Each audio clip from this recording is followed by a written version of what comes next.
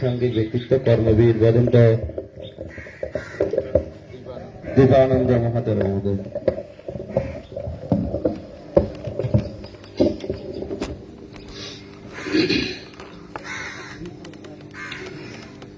Kammasakumye kamma dayadu kamma yuni kamma bandhu kamma patisarano yang kammang karisami papakang va tassa dayadu bhavisamiti pabbajitena abhinnaha। সাধু সাধু সাধু। কর্মই আমার বন্ধু, কর্মই আমার শত্রু। কর্ম মানুষকে জন্মান্তর আমরা কোথায় যাব, কোন জনিতে, কোন মাতৃগর্ভে, স্বর্গে না মর্ত্যলোকে উৎপন্ন হব, এটা কর্মই আমাকে নির্ধারণ করবে। যে যেমন কর্ম সম্পাদন করবে তার ফল কিন্তু সেরকমই হবে। এটা যারা প্রভ্রাজিতগণ, যারা ভিক্ষু শ্রমণ হয়েছে, যারা সাধক সাধিকা আছেন, তাদেরকে উদ্দেশ্য করে মহাকারণী তথাগত বুদ্ধ দশধর্ম সূত্রের মধ্যে এই কথাই উল্লেখ করেছেন। আজকে প্রয়াত নন্দশ্রী ভিক্ষু, ওনার অন্ত্যেষ্টিক্রিয়া অনুষ্ঠান সম্পাদন হয়েছে এবং আজকে ওনাকে কেন্দ্র করে মহতে সঙ্গদান এবং অষ্ট পুরস্কার দান করতে যাচ্ছেন। সার্বজনীনভাবে সংঘ কর্তৃক পরিচালিত আজকের এই উক্ত অনুষ্ঠানে সংঘের সংঘ প্রদান প্রমুখ অনুত্তর পুণ্যক্ষেত্র ভিক্ষু সংঘ, আমি এই সংঘের কারো নাম পদবী উল্লেখ না করে সংঘের চরণে শ্রদ্ধা এবং বন্দনা জানাচ্ছি এবং আশীর্বাদ করি যারা এখানে উক্ত অনুষ্ঠানে উপস্থিত হয়েছেন, আপনাদের আমার জন্মান্তরের ভিক্ষু জীবনের পুণ্যদান করছি।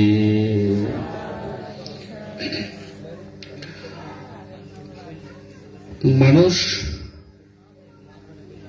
এমন কিছু কর্ম সম্পাদন করে যে কর্ম মানুষকে দুঃখ দেয়, যে কর্ম মানুষকে সুখ দেয় না। আমরা জানি পৃথিবীর মধ্যে মানুষ মরণশীল, আমরা সবাই জানি, সবাই বলি।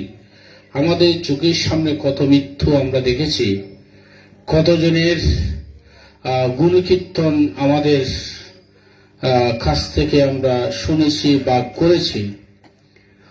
আমরা দেখো জানি না জানার ভান করি, দেখো না বুঝার ভান করি, কিন্তু মহাকারণিক তথাগত বুদ্ধ উনি জন্ম হওয়ার পর 7টি নিমিত্ত দর্শন করেছিলেন। উনি যখন গৃহত্যাগ করবেন, সবাই জানেন, নগর ভ্রমণে 4 দিকে গেলেন। নগর ভ্রমণের মধ্যে প্রথমে উনি দেখলেন একটি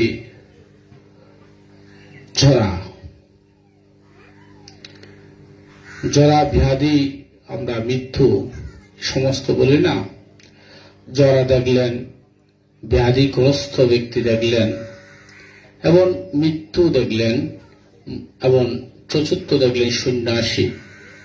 এই 4 দিনে 4টা উনি নিমিত্ত দেখলেন। ওটা কিন্তু দেবরাজ ইন্দ্র ছিল, কোনো মানুষ ছিল না।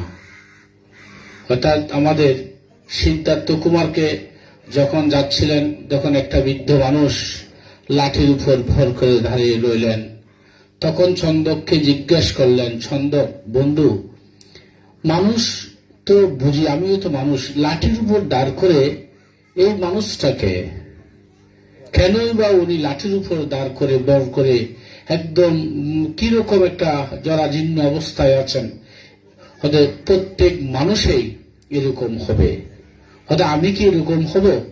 আমারও কি হাতে লাঠি ধরতে হবে? হতে হ্যাঁ, তোমারও একদিন লাঠি ধরতে হবে, তুমি একদিন মৃত্যু হবে।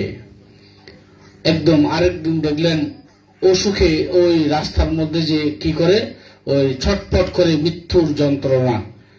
হতে আমি কি এরকম হব? হতে হ্যাঁ, তুমি একদিন এরকম হবে। আবার দেখা যাচ্ছে তারপর দিন দেখা যাচ্ছে 7 জন মানুষ কাঁধে করে একটি মানুষকে নিয়ে যাচ্ছে, পিছনে পিছনে শত শত মানুষ কান্নায় জর্জরিত।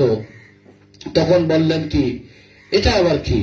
একটা মানুষকে 4 জন কাঁধে করে নিয়ে যাচ্ছে, পিছনে সবাই কান্না করে। হদে উনি মৃত্যুবরণ করেছে। মৃত্যু মানে কি? হদে পৃথিবীর আলো আর দেখবে না, আমার সাথে আপনার সাথে আর কথা বলতে পারবে না। হয়তো একদিন আমিও কি মৃত্যুবরণ করব? হয়তো হ্যাঁ, আপনিও মৃত্যুবরণ করতে হবে, সবাইকে মৃত্যুবরণ করতে হবে। আচ্ছা, আবার চলে আসলেন। এখন তাকে আগুনে দগ্ধ করতে দেখেছিলেন, তখন আমাকেও আগুনে দগ্ধ করবে? হয়তো হ্যাঁ, আপনাকেও আগুনে দগ্ধ করবে। 64 দিন দেখলেন কি একজন নন্দশ্রী ভিক্ষুর মতো, শ্রমণের মতো এবং ভিক্ষু সন্ন্যাসীদের মতো একটা সন্ন্যাসী ওনার চোখের সামনে হেঁটে যাচ্ছে। তখন ছন্দককে বললেন, ছন্দক বন্ধুবর, এই ব্যক্তিটাকে কত সুন্দর ভাবে হেঁটে যাচ্ছে, ওটা সন্ন্যাসী। ওটা সন্ন্যাসী মানে কি? যিনি গৃহ ত্যাগ করেন, যার কোনো লোভ হিংসা মানে কিছু নাই। উনি নিজের জন্য উনি সংসার ত্যাগ করেছেন, আমিও সংসার ত্যাগ করব। সে দেখে উনি সংসার ত্যাগ করেই আমাদের বুদ্ধ হয়েছিলেন।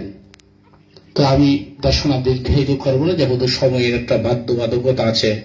আমি বলবো কর্ম এবং কর্মফল, তোমরা ভালো কাজ করলে ভালো ফল পাবে, খারাপ কাজ করলে খারাপ ফল পাবে।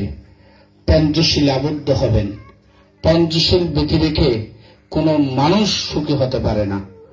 যে বা যারা পঞ্চশীল থেকে চ্যুত হয়েছেন তাদের গন্তব্য নরকে হয়েছেন। পানাতিপাতা, আদিন্না দানা, কামেশু, মোসাভাদা এবং সোরাবেরিয়া, এই 5টা নীতি, মাত্র 5টা শীল। আমরা 5টা শীল থেকে সংক্ষিপ্ত করলে আমরা খাইও দ্বারা, শরীর দ্বারা আঘাত করব না কাউকে, চুরি করব না, ব্যভিচার করব না, মন দ্বারা করব না, খাইও ঘন বাক্য দ্বারা, কারো আমার কথা দ্বারা অন্যকে আর ক্ষতি হোক এই কামনাটুকু, এই কথাটুকু বলবো না। তাহলেই সেই মানুষ নির্বাণ বা স্বর্গে গমন করতে পারে। জগতের সকল প্রাণী সুখী হোক। নন্দশ্রী ভিক্ষুর পারলৌকিক সদ্গতি কামনা করি। ওনার পথ চলা যাহাতে সুন্দর এবং সাফল্য মণ্ডিত হয়, ওনার পরিবার সহ ওনার আত্মীয় স্বজন যারা এখানে উপস্থিত হয়েছেন সবার প্রতি আমার ভিক্ষু জীবনের আশীর্বাদ এবং পুণ্যদান করছি।